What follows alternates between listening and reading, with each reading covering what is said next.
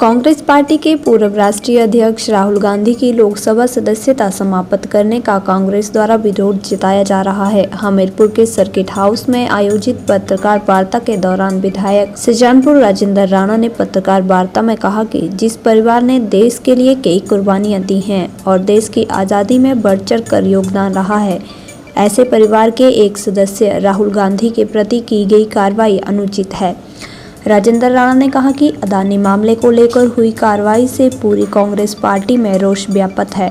राजेंद्र राणा ने कहा कि जिस तरह से राहुल गांधी संसद में आवाज़ उठा रहे थे, उस आवाज़ को दबाने के लिए काम किया गया है और कोर्ट में हुए फैसले में 30 दिन का समय दिया गया है, लेकिन सरकार ने सदस्यता रद्द करने के लिए देरी नहीं की।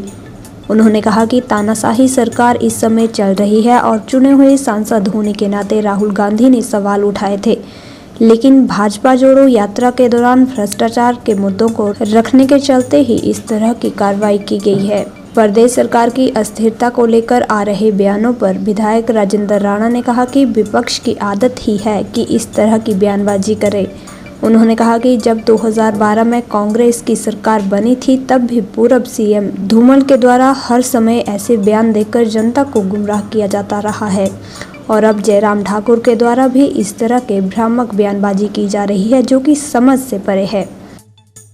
चिंतित है कि राहुल गांधी कांग्रेस के पूर्व राष्ट्रीय अध्यक्ष हैं और जिस परिवार ने देश के लिए कई कुर्बानियां दी हैं, देश के लिए सांसें दी हैं, देश की आज़ादी में बढ़ चढ़ कर इस परिवार का योगदान रहा है।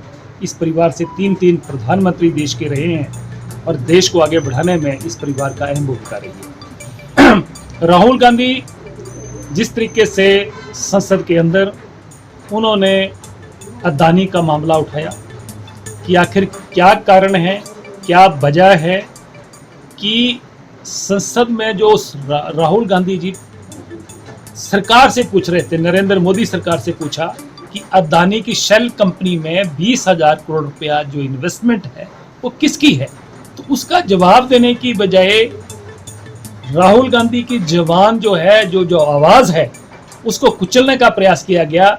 एक ऐसा मामला जिसमें उन्होंने कहा कि जिनके सरनेम मोदी लगा है वही ऐसे घोटाले क्यों कर रहे हैं, जिसमें नीरव मोदी की बात हो चाहे ललित मोदी की बात हो, तो उन्होंने तो जनरल बात करी।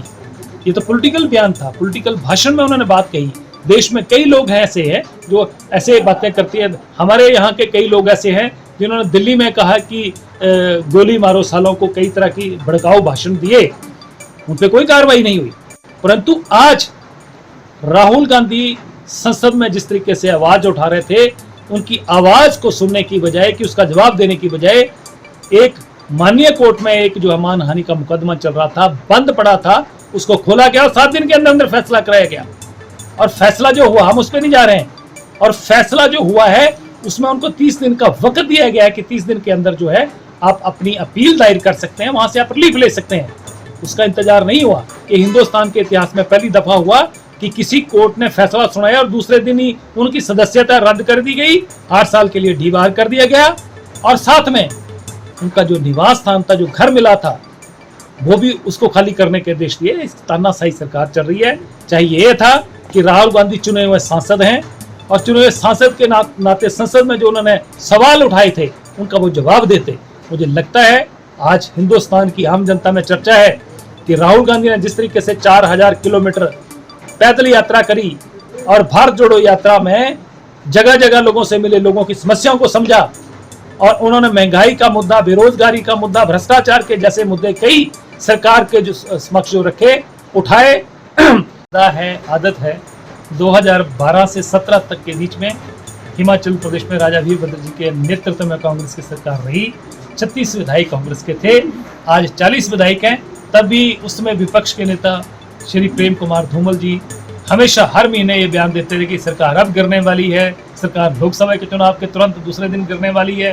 ये भारतीय जनता पार्टी की आदत है और इस तरीका इसके भ्रामक बयान देना भारतीय जनता पार्टी का पहले से ही ये आदत है। इससे इन बातों से कुछ नहीं होने वाला। हिमाचल में स्थिर सरकार है, मजबूत सरकार है और 5 साल डंके की चोट पर चलता है।